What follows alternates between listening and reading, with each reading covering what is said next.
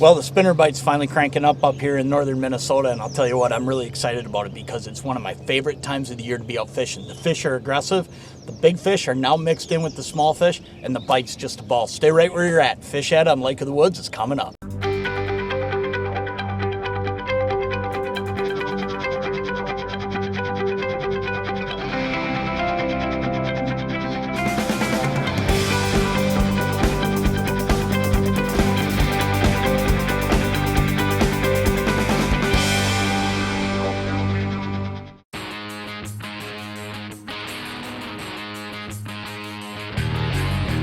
There he is, got him.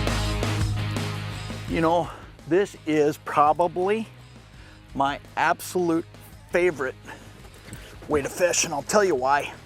I'm able to cover water with a spinner. Oh yeah, look at that. That's how you start a day on Lake of the Woods right there. Put a good eater in the boat and got dinner already covered.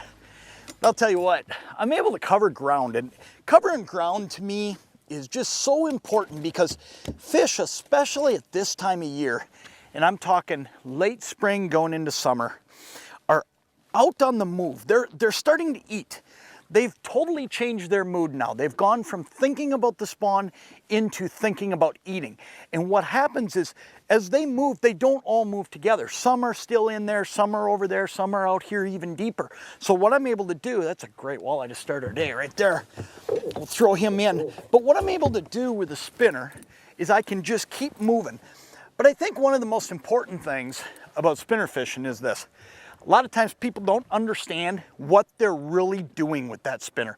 And I want to show you how I choose a spinner and why I choose the ones I do. I choose a spinner mainly based on color of bait fish and water clarity, okay? So you take a day like today, we're on Lake of the Woods. I need something that's a little bit flashier, a little bit brighter, and here's why. This is some dingy water. It's not really clear. So what I'm gonna do is I'm gonna pick a color like a gold that really, really flashes, okay? Or a silver, some type of chrome. But the other thing I do is I pay attention to my bead patterns, okay? And there's a reason I do that. If you look at these bead patterns right here, these are gonna emulate the secondary color hues of a golden shiner. Now this lake is full of shiner minnows, okay? So what I'm doing right here is I'm picking a spinner and a bead combination that looks just like a shiner minnow. Then the other thing I'm doing is I'm putting some meat on it. Now today I'm putting a crawler, and you probably noticed right away, I put both the crawler and the minnow on here. The reason I did that is these fish are really, really active. So I wanna bulk up and have a lot of meat down there. But here's the other thing. I don't really believe that a walleye decides it's time to eat, starts swimming around looking for a night crawler. Okay, because there's not enough natural night crawlers swimming around in the water out here for them to be tuned in on that. What I think they're tuned in on is a certain minnow. Now here, like I said, it's shiners, and it's these types of color patterns right here that are gonna tune them in. What that meat back there is maybe the tail of a bait fish or just that little bit of scent. Put all that together, that's why I love spinner fishing. I'm gonna get baited back up and get back down there because we weren't literally here for more than 5 minutes and that first fish is in the box.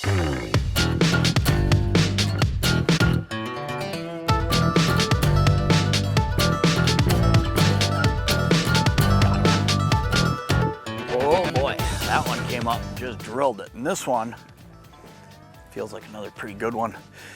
You know the location I'm fishing right now? Oh yeah, look at that. And you can tell I'm still in fairly shallow water. I'm only in 13 feet of water. Another great walleye for the dinner table tonight.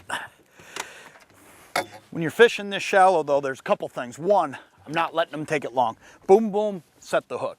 When I'm out in 30 feet of water, sometimes you'll see me with a spinner almost play a tug of war game with them a little bit. And it's because when they're down there deeper, I don't know how much slack I may have in that line. There's always bound to be at least a little bit. But when I'm fishing in a situation like I am right here, I know with this 1.5 ounce bottom bouncer at a 45-degree angle, I know I'm on a pretty tight line. So when he whacks it, not only do I feel him, he feels me. So I'll give him that boom, boom, and then I nail him. Real quick, location I'm fishing. You know, a couple weeks ago, these fish were all still relating to the first break. Here's what's happened. They've slipped out. And when I say they were all in there relating to it, I'm talking about a lot of these right here. The ones that you want to chase for the dinner table. They were all stacked up in shallower water. Well, they finally pulled out, and now they're mixed in with all the bigger fish out here a little bit deeper. We are actually out here off of the second or third break in this area, okay? We're gonna toss this guy in the live well. So what you wanna look for now is that first flat spot after some of the breaks. And that's what I'm on right now. And you can actually look at my graph, and what you're gonna see is there's some steep breaks, then there's a flat, then there's some more steep breaks and another flat. And what I'm looking for now is those flat spots, because those fish have moved off the breaks. They're not so tight up there. Now they're roaming more and just eating, and they're all mixed in. And that's what's really cool, because we're gonna catch big fish today. We're gonna catch eaters. We're gonna catch everything that you're hunting for. And it's just a ball. And it's really easy to fish now, because when you get yourself on that flat, you just set that trolling motor and you just run right along that flat piece. And you don't have to worry about snags. You don't have to worry about, am I close to the bottom? You set that thing one time and you're pretty well there. It's a piece of cake fishing right now, and it's just too much fun.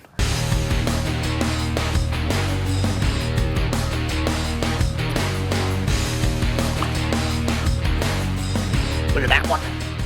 You know, when I'm talking about all different sizes of fish being out here, this is what I'm talking about. Look at the size of this walleye. And this guy, he came right up behind that last fish we got. Look at this. Oh man, I'll tell you what, when these fish hit the point we're in right now, they are just aggressive and hungry and eating. Look at that walleye right there. That is a great fish. Anywhere you go, that's a 25, 26 inch walleye. She weighs 5-6 pounds. And that's just a lot of fun. Let's let this one go, and then we'll tell you a little bit more about exactly how I run these spinners and what I'm using, so that when you come up here to do this, look at that. You think she's a little hot to get back in the water? But I want to show you exactly what I'm using, because when you come up here to do this, and anybody can do this, you know what? There's some other boats piling up over here now. There's charter boats in the same area I'm in. These fish are in this location, in this depth, all around the lake. So let me show you exactly what I'm using. These are the Lindy spinners and crawler harnesses. Now today I'm using the crawler harness version. I'm using the number 3, okay? Now this one comes pre-tied at 6 feet long, and it comes pre-tied standard with 2 hooks, okay? And the specialized bead patterns that I talked about earlier. Now, every single one of these different colors that we have different bead patterns, because they all emulate a different bait fish. So I don't care if you're on Mille Lacs Lake and you get our perch version, it's going to be perfect for what you need there. Or if you're up here and you need the shiner version or a shad or whatever it may be, there's a whole pile of different colors. Then it also comes in a whole bunch of different configurations and sizes.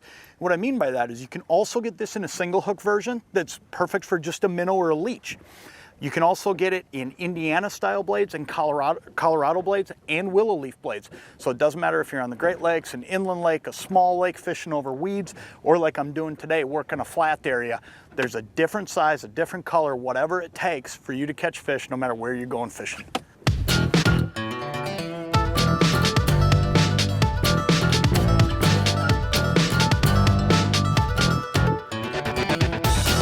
This one came up. It's kind of funny how a fish will hit a spinner. You go, oh yeah, look at the size of this fish. Oh boy, look at the size of that walleye out there. This is a big fish.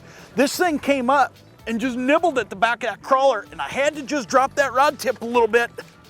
Oh boy, look at that. Wow, what a way to finish a day. Put an 8-pounder or 9-pounder in the boat to finish up. There is nothing more fun than what we've been able to come out here and do today. And you know, the whole key to it has been real simple. Dial in the right color, dial in the right size and the right speed. Water temps have hit a point where I'll tell you what, this bite is only gonna get better and better and better. And it is just too much fun. What a great walleye that is. I'm gonna get this girl back in the water. And with that, I'm gonna check out for the week. But check back next week and again every week for more current and up-to-date fishing information. We're gonna show you exactly how to catch them on your favorite bodies of water. And they're all bites you can go do on your own. I'm John Thielen. We'll catch you next time.